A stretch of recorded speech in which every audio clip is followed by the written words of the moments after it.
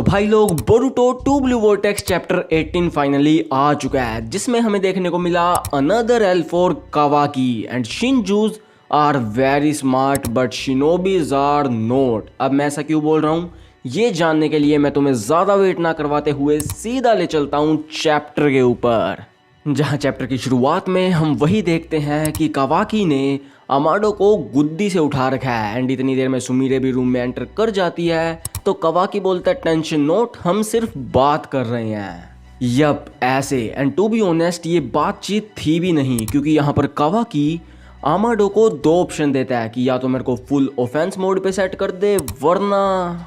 लेकिन जैसे ही कावाकी अमाडो का रिस्पॉन्स सुनने के लिए उसकी पकड़ को थोड़ी सी ढीली करता है, इतने में अमाडो बोलता है only babble in your sleep and that's it. यहाँ पर कावाकी का पूरा सिस्टम शट डाउन हो जाता है।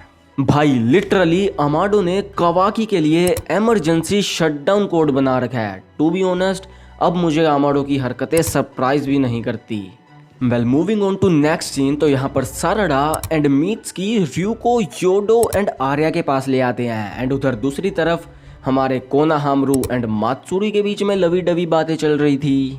लेकिन यहाँ पर मामला तब बिगड़ जाता है जब मात्सुरी कोनाहामरू के साथ चांद सफिक्स यूज़ करती है एंड उससे हमारा कोनाहामरू काफ़ी वियर्ड फील करने लगता है, क्योंकि यार सिर्फ मोएगी ही थी जो कोनाहामरू को कोनाहामरू चान कहकर बुलाती थी एंड तुम्हें मोएगी और मात्सुरी का रिलेशन तो पता ही है, जिससे हमारा कोनाहामरू काफ़ी अनकंफर्टेबल हो जाता है एंड भाई मैं इससे काफ़ी ज़्यादा डिसअपॉइंटेड हूँ। लेकिन क्यों, इसके बारे में हम आगे बात करेंगे। अभी के लिए पहले नेक्स्ट सीन पे आ जाते हैं, जहाँ पर रयू अपनी आयरन सैंड को सराउंडिंग में फैला देता है बोरुटो को ट्रैक करने के लिए, क्योंकि बोरुटो का बहाना मार के ही ये लोग रयू को पकड़ के लाए हैं एंड रयू अपनी इस एबिलिटी से बेसिकली अपनी आयरन सैंड से आसपास के एरिया का सर्वे कर सकता है।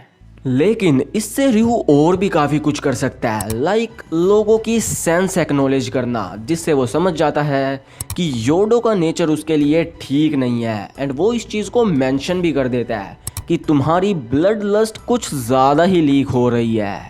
लेकिन अभी के लिए योडो खुद के ऊपर काबू रख लेती है एंड यहाँ पर मीत्सुकी भी बात को घुमा देता है एंड वो बोलता है रयू हम बोरुटो को ढूंढ रहे हैं क्योंकि वो हमारे लिए क्रिमिनल है, लेकिन तुम उसे क्यों ढूंढ रहे हो? तो रयू बोलता है क्योंकि बोरुटो को हमारे बारे में कुछ ज़्यादा ही पता चल गया है, जैसे कि थोन सोल बल्ब, इसलिए एल्डर जूरा चाहते हैं कि हम उसे मार दें। तो साराडा बोलती है मुझे याद है कि बोरुटो थोन सोल बल्ब जैसा कुछ तो बोल रहा था, तो क्यों ना हम उसको ही चारा बना के बोरुटो को बाहर निकालें।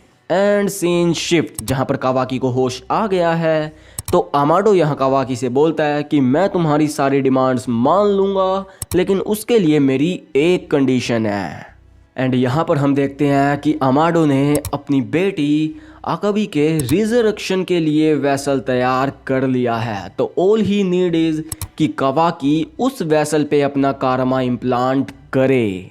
नाउ अगर तुम स्टार्ट से मेरे ज़रिए बोरुटो को फॉलो कर रहे हो तो तुम्हें आकेबी का मामला समझ आ रहा होगा, एंड अगर तुम्हें नहीं आ रहा तो बोरुटो की पूरी प्लेलिस्ट का लिंक डिस्क्रिप्शन में है। लेकिन इन शॉर्ट अगर मैं तुम्हें बताऊं तो अमाडो का एक ही ड्रीम है एंड वो है अपनी बेटी को फिर से रिवाइव करना, जिसके लिए वो ये सब कर रहा है एंड जिसके लिए उसे कावाकी का कारमा चाहिए, जिसमें उसने पहले से आकेबी का डाटा इंस्टॉल कर दिया है। तो अब सिर्फ कारमा इम्प्लांट करना बाकी है। तो कावाकी यहाँ पर बोलता है अगर तुम्हारी बेटी रिवाइव होने के बाद ओत्सुत्सुकी निकली आई विल किल हर। तो अमाडो बोलता है ओके नो प्रॉब्लम, लेकिन रिमेंबर अगर ऐसा होता है तो मैं तुम्हें रोकने के लिए अपनी पूरी ताकत लगा दूंगा। फिर क्या था, इतना सुन के कावाकी की गई एंड ही वॉज लाइक कि मैं कारमा इम्प्लांट कर ही नहीं रहा, बट वो आकेबी पे अपना कारमा इम्प्लांट कर देगा, लेकिन तब जब वो अपने करंट फोई यानी कि बोरुटो कोड एंड इन शिनजूस को ख़त्म कर देगा। तो ही वॉन्ट मैक्स ऑफेंस। तो अमाडो बोलता है लेकिन तुम्हारे सर्वाइवल के लिए तुम्हारे डिफेंस का होना ज़रूरी है, एंड वैसे भी तुम्हारे डिफेंस स्टैट के हिसाब से तुम करंटली ऑलमोस्ट इमोर्टल हो। तो कवाकी बोलता है I doesn't want guarantee of survival, I want potential to kill. तो तुम कोई भी मेथड यूज़ करो लेकिन मुझे स्ट्रोंग बनाओ। नाउ सीन फिर से शिफ्ट हो जाता है शिंजू वाले सिनेरियो पे, जहाँ पे बोरुटो को बेट करने के लिए रयू थोन सोल बल्ब को हवा में फेंक देता है, लेकिन यहाँ पर बोरुटो बेट होता उससे पहले ही योडो अपना आपा खो के उस थोन सोल बल्ब पे कूद जाती है एंड रयू भी लाइक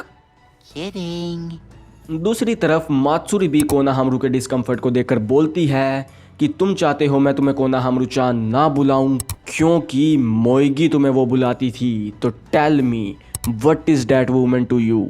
जो बोल के मात्सुरी कोनाहामारू पे अटैक करना स्टार्ट कर देती है। एंड भाई यहाँ पर आती है मेरी दिक्कत, क्योंकि I am very disappointed with Konohamaru and with Yodo. I mean तुम्हें पता है कि तुम डायमेंशनल बीइंग्स के अगेंस्ट जा रहे हो, स्टिल ऐसे ढील छोड़ना, स्पेशली योडो। मतलब 2 दिन पहले तुम उन लोगों से इतने गंदे पिले हो एंड आज तुम्हें लग रहा है कि तुम अकेले ही सबकी गोभी खोद दोगे।